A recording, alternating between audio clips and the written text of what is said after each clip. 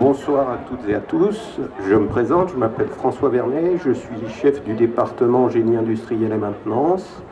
Ce département représente cette année 93 étudiants au total, 42 en première année, 30 en deuxième année et 21 en troisième année. À partir de la deuxième année, il y a deux parcours, ingénierie des systèmes pluritechniques et le parcours 3MI, management, méthode et maintenance innovante. La maintenance du point de vue de l'usager, c'est quand tout se passe bien sans qu'on s'en rende compte. Et donc, l'objectif pour les futurs cadres et techniciens de maintenance, c'est la prévision à moyen long terme et de faire de la maintenance dite prévisionnelle. En tous les cas, c'est ce vers quoi on doit tendre. Et donc, on doit tendre vers une forme d'éternité. Et c'est ce que symbolise notre logo avec cette espèce de soleil qui s'illumine et qui illumine en dessous des pales d'éoliennes qui ont la couleur de la mer, parce que, comme le disait Rimbaud, l'éternité, c'est la mer allée avec le soleil. Et je laisse la parole à M. Massé. Merci beaucoup.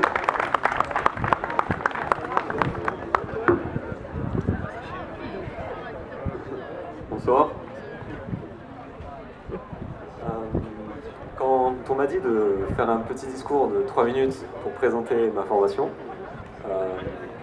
ma première réaction a été de dire que c'était pas possible. Je comprends que les autres formations aient pu se dire que ça se jouait, mais notre formation est plus complète, très complète. Alors, en 3 minutes, ça risque d'être complexe. Et donc, je suis allé voir certains de nos professeurs, de nos techniciens, pour leur demander de venir avec moi pour m'aider à présenter le côté théorique et pratique de notre formation. Comme vous pouvez le voir, je suis tout seul. Leur réponse a été relativement claire. Ok. Alors, je vais essayer de le faire moi-même. Je ne vous promets rien, mais je vais faire de mon mieux. Donc, je vais commencer par la partie théorie. Bon, je ne suis pas un professionnel, donc je vais simplement énumérer les matières que nous utilisons pour réaliser nos projets. Mais pour rendre cette liste un petit peu plus palpitante, nous allons la classer par ordre de difficulté. Mais pour pas avoir de problème, je vais vous lire 2-3 lignes qui expliquent comment comment ce classement a été fait, pardon. Donc, ce top a été réalisé en prenant en compte la moyenne générale de l'année passée, ainsi que le ressenti des élèves l'ayant vécu. Je ne suis en aucun cas responsable de ce qui va être dit. Bien, on peut commencer. Alors, top 1, donc le gratin du gratin. L'électricité. Avec Monsieur Vernet, vous aurez l'impression de tout comprendre, mais plus ça va aller, moins vous allez comprendre, et quand vous vous en rendrez compte, ce sera déjà trop tard. Top 2, un habitué du classement, la mécanique fluidique, la mécanique des fluides, avec Monsieur Chesneau. C'est plus simple que l'électricité, contrairement à cette dernière, vous comprendrez très vite que vous n'allez rien comprendre. Le top 3, la résistance des matériaux, avec Madame Grisanti. Votre pire cauchemar ne sera pas le contrôle, mais le passage au tableau. Il vous laissera un souvenir inoubliable. Alors, je vais arrêter les commentaires pour les prochaines matières, sinon ça va être trop long.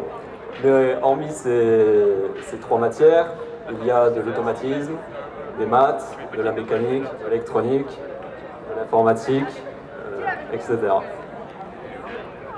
Alors, je n'irai pas plus loin sur la partie théorique pour ne pas rendre les choses plus abstraites qu'elles le sont déjà. surtout pour tous les étudiants qui n'ont pas réussi à rejoindre notre BUT et qui ont dû se diriger vers les autres ici présents. Donc maintenant que ceci est dit, nous pouvons parler de la partie pratique, donc nos projets. En première année, il y en a une dizaine, qui sont faits en sorte à ce que l'on fasse appel à toutes les théories déjà mentionnées, si on les a compris. C'est pour ça qu'on s'est retrouvé à faire des ponts en papier, comme celui-ci, en utilisant la résistance des matériaux. Celui-ci marchait pas très bien, mais certains ont mieux fait leur travail que moi. On a également pu construire des cartes radio pour écouter du Shakira tout en travaillant nos compétences électroniques. C'est juste ce qui passait à ce moment-là, et Monsieur Vernet, excusez-moi, Monsieur Frigier s'est bien enjaillé dessus. En revanche, j'ai pu prendre avec moi un robot marcheur. C'est juste un robot qui est censé marcher. Les premières années cette année ne pourront pas le faire puisque ça a été remplacé par des robots de combat. Chacun son truc. Notre robot marcheur s'appelle Charlie, en référence à Charles Leclerc, un célèbre pilote si vous ne le connaissez pas. Il n'a malheureusement pas gagné la course qu'on a organisée à la fin de l'année, mais à défaut de l'avoir gagné, il a eu l'honneur d'être le plus beau. Il y a des flammes et tout, je vous conseille d'aller le voir hein, après. Il y a même du chocolatine si vous voulez. Enfin bref, ça c'est le genre de projet qu'on fait en première année pour s'occuper, pour passer le temps. Mais c'est en deuxième année où ça commence à chauffer. Puisqu'il n'y a pas 10 projets, on n'en a qu'un, on se concentre dessus toute l'année. Donc il y a un petit step-up d'exigence, de qualité, de difficulté. Je ne vais pas parler de chaque projet individuellement, je vais parler seulement du plus gros projet, celui qui fait la fierté de notre formation et de l'IUT tout entier, le projet éolienne. Il y en a une juste ici. Ce projet, nous le faisons chaque année, puisqu'il y a un concours national qui s'appelle le concours Jiméol, où le but est de faire l'éolienne la plus performante possible. Et sur ces 13 éditions, nous l'avons remporté 3 fois, nous avons été 4 fois deuxième. Alors autant dire que nous faisons peur aux autres équipes.